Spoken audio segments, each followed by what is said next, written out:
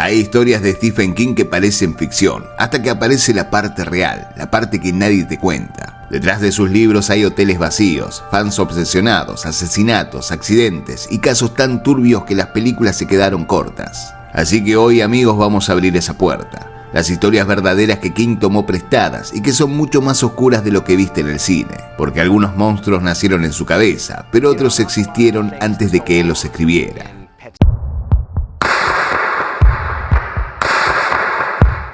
Para muchos, El Resplandor es la película del pibe en triciclo y Jack Nicholson rompiendo todo a hachazos, pero la historia real que inspiró ese libro es bastante más oscura. Arranca con un Stephen King en uno de sus peores momentos: alcohol, ansiedad, mucha pero mucha droga, un bloqueo creativo y esa sensación de que todo lo que escribía era una completa cagada. En medio de ese bajón, decide irse con Tabitha, su esposa, a pasar una noche al Hotel Stanley en Colorado, y ahí empieza lo que realmente le arruinó la noche. Llegan y el lugar está completamente vacío.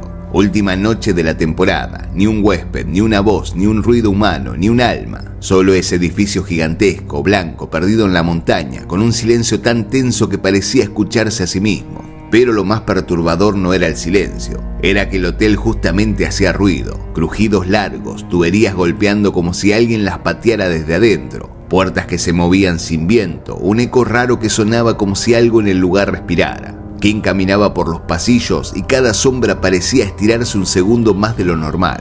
Y sin saberlo, estaba justo en el cuarto piso, el mismo pasillo donde, según los empleados, se escuchaba a un nene correr y reírse cuando no había nadie. Hay empleados que directamente se niegan a limpiarlo solos. Él no sabía nada de eso, pero igual lo sintió.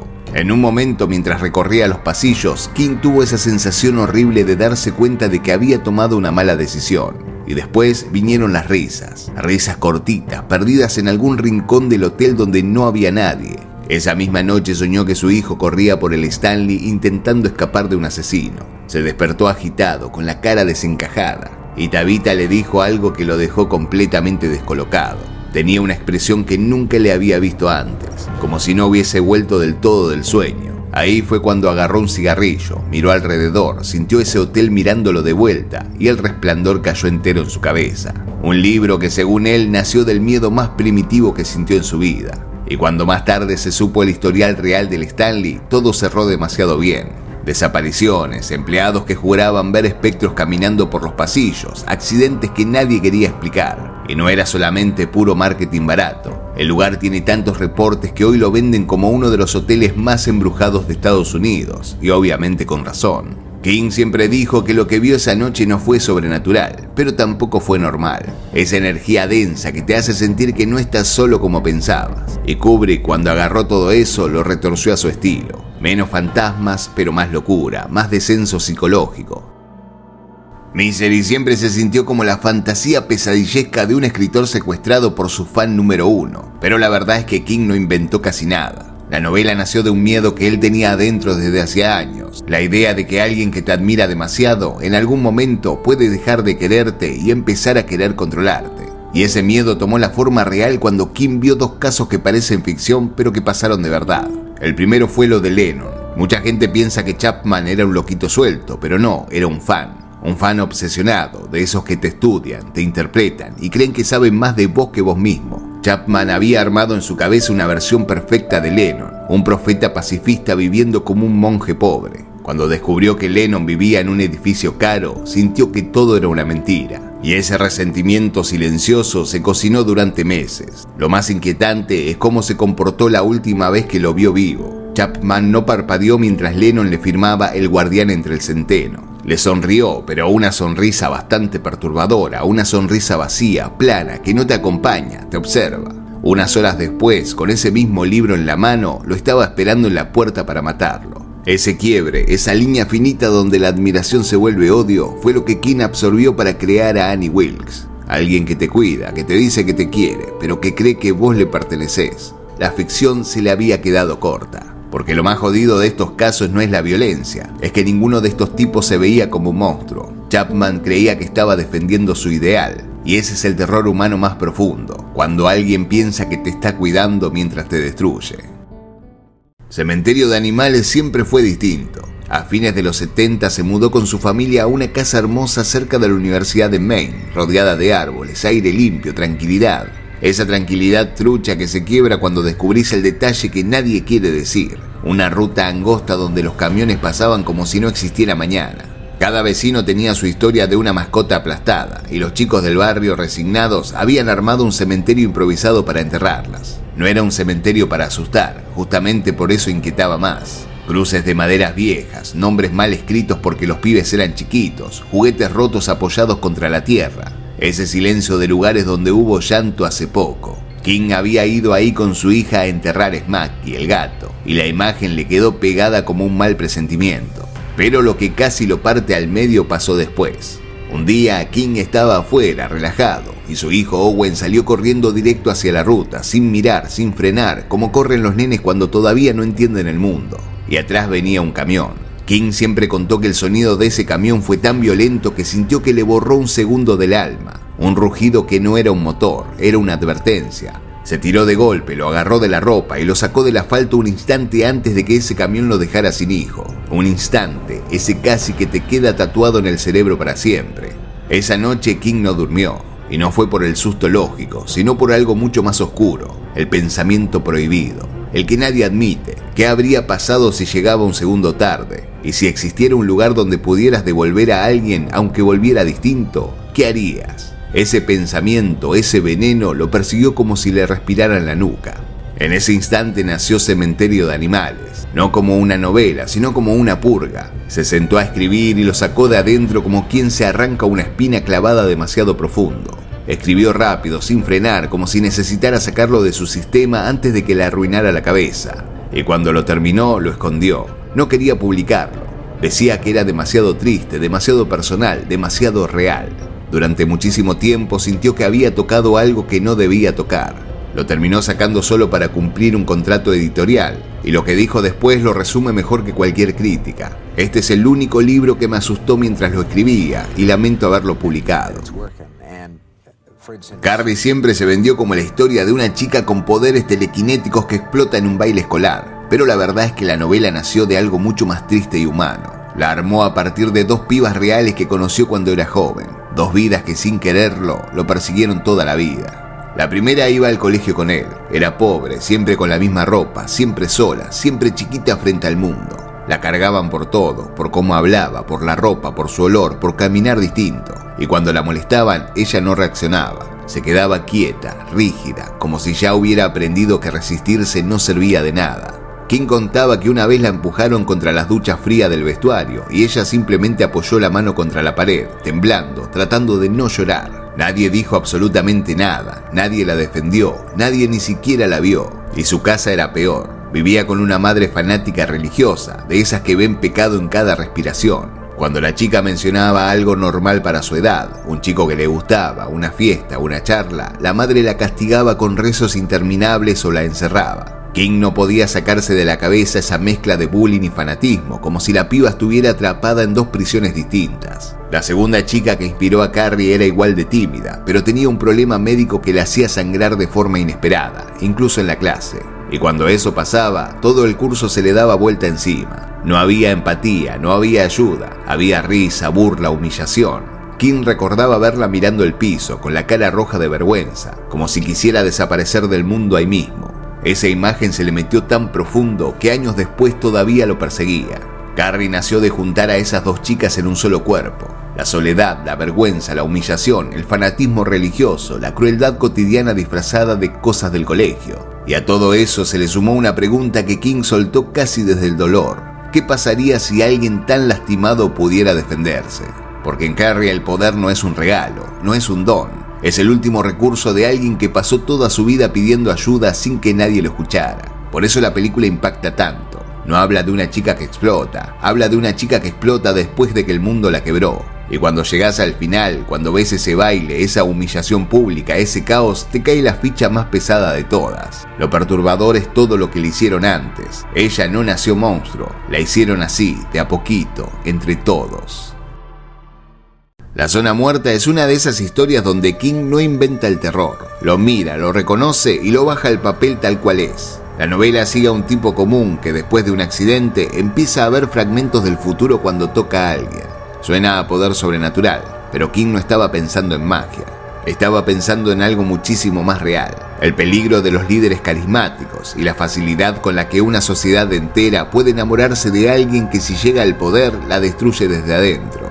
En los 70 el clima político en Estados Unidos era un hervidero. Paranoia, discursos patrioteros, promesas vacías, amenazas nucleares. El combo perfecto para que aparecieran salvadores que en realidad eran lobos disfrazados de candidatos. King los veía en la tele, los escuchaba hablar y sentía una mezcla rara entre risa y miedo. De ahí salió Greg Stilson, un tipo que arranca como un chanta simpático, hasta que te das cuenta de que detrás de esa sonrisa hay alguien capaz de arrasar con un país entero si eso lo deja un escalón más arriba. Pero lo que realmente lo perturbó y lo empujó a escribir fue el caso de Arthur Bremer, el chico que en 1972 intentó asesinar al candidato George Wallace. King leyó el diario personal de Bremer y dijo que era como meterse en la cabeza de alguien que se estaba desmoronando en cámara lenta. Bremer no era un monstruo de película. Era un tipo común, confundido, obsesionado con la idea de ser alguien, dispuesto a cualquier cosa con tal de dejar una huella. Ese detalle dejó a King pensando durante semanas. Cualquiera puede romperse así.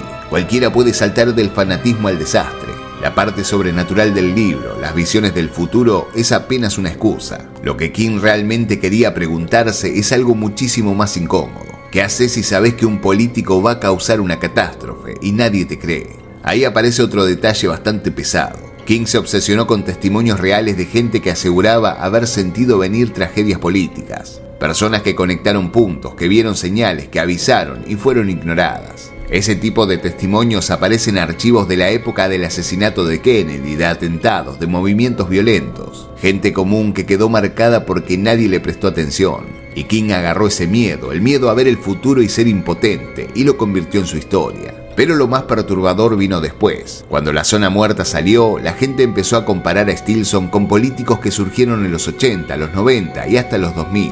King se reía bastante incómodo en las entrevistas, pero lo admitió. No quiso predecir nada, pero igual pasó. La ficción se le pegó demasiado a la realidad.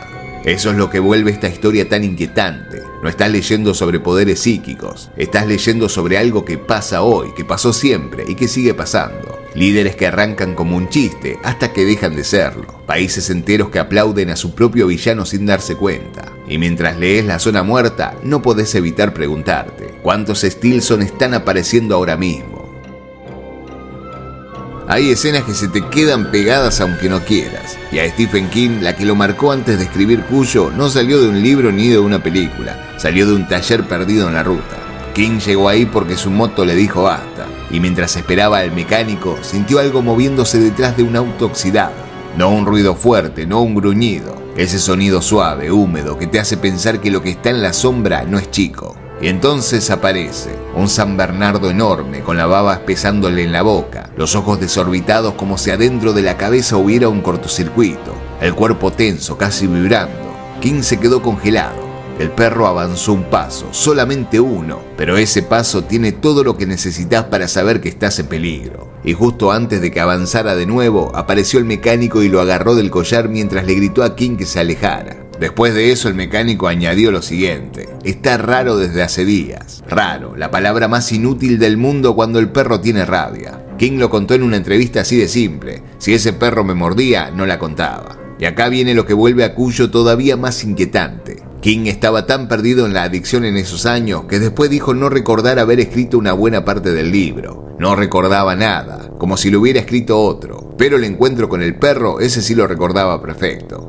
Después del susto, King empezó a leer casos de la época. San Bernardos infectados con rabia que habían atacado a familias enteras. Perros supermansos que un día dejaban de reconocer a sus dueños y entraban en un estado de furia ciega que nada podía detenerlos. Pero en este caso lo más siniestro no es el ataque, es la ironía. Porque Cuyo no es malo, no es un villano, no es un animal agresivo por naturaleza. Es un perro que se rompe por dentro, que se enferma, que pierde la capacidad de entender. Y eso vendría a ser una inocencia deformada por una enfermedad brutal. El monstruo no sabe qué es el monstruo. Y mañana podría ser cualquier animal, el tuyo, el del vecino, el que te cruza la ruta cuando volvés a casa. Ahí está el terror real, no podés negociar con él, no podés razonar, no podés odiarlo y tampoco evitarlo.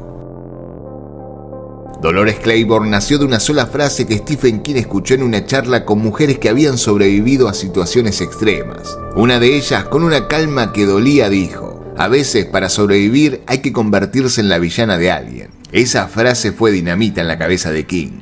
Era la verdad cruda de una vida donde nadie te cree, nadie te escucha y nadie te salva. King entendió que había historias donde el bien y el mal no existen como polos claros. Y ahí, justo ahí, empezó a formarse Dolores. Una mujer común, atrapada en una casa donde el peligro no es un fantasma ni un monstruo, es su marido. Un tipo violento, manipulador, alcohólico y con una mirada que ya empezaba a posarse sobre su hija de una forma que te revuelve el estómago. Dolores no es una inocente perfecta ni víctima pasiva. Es alguien que sabe que si no actúa, el daño va a ser irreversible. Y que encima, si llega a pedir ayuda, nadie le va a creer. Cuando King empezó a investigar casos reales de mujeres acusadas de matar a sus maridos, se encontró siempre con lo mismo. Vecinas que las llamaban locas, familias que defendían al abusador, policías que preguntaban: ¿seguro que no hiciste nada para que pasara esto? Y un sistema entero dispuesto a proteger al agresor antes que escuchar a la víctima. La mujer que inspiró la frase detonante, la de la villana para sobrevivir, murió sin justicia.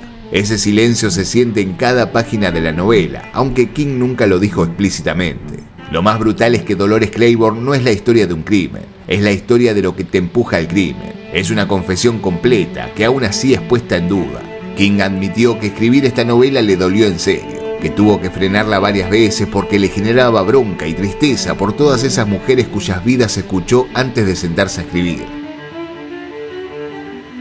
It no nació del miedo a los payasos, nació de algo mucho más básico, mucho más animal, la sensación de que hay lugares donde no deberías mirar demasiado tiempo. Stephen King contó que un día, caminando cerca de su casa, se detuvo frente a una boca de tormentas enorme, oscura, profunda, húmeda. Se agachó un poco y pensó: ¿y si algo ahí abajo me estuviera mirando? Ese segundo de silencio incómodo donde tu imaginación hace clic fue la verdadera semilla del monstruo. No Gacy, no el cine de terror, no la cultura pop, una alcantarilla y el presentimiento de que no estás solo. A eso después se le sumó algo que ya venía flotando en la sociedad: el miedo a los payasos. Este no era un invento moderno. En los 70s, Estados Unidos estaba lleno de reportes de payasos extraños merodeando en escuelas y barrios residenciales. La policía nunca aclaró nada. Ese clima de paranoia infantil ya estaba instalado cuando apareció el caso que terminó de pudrirlo todo. John Wayne Gacy, el tipo que se disfrazaba de payaso para fiestas mientras escondía 33 cuerpos debajo de su casa.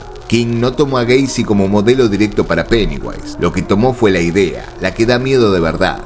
El monstruo que se acerca disfrazado de algo que se supone que tiene que cuidarte, o al menos alegrarte. Por eso Pennywise no es un payaso, es cualquier adulto que sabe cómo bajar las defensas de un chico. Es cualquier depredador que se acomoda detrás de una sonrisa, un disfraz, una voz suave.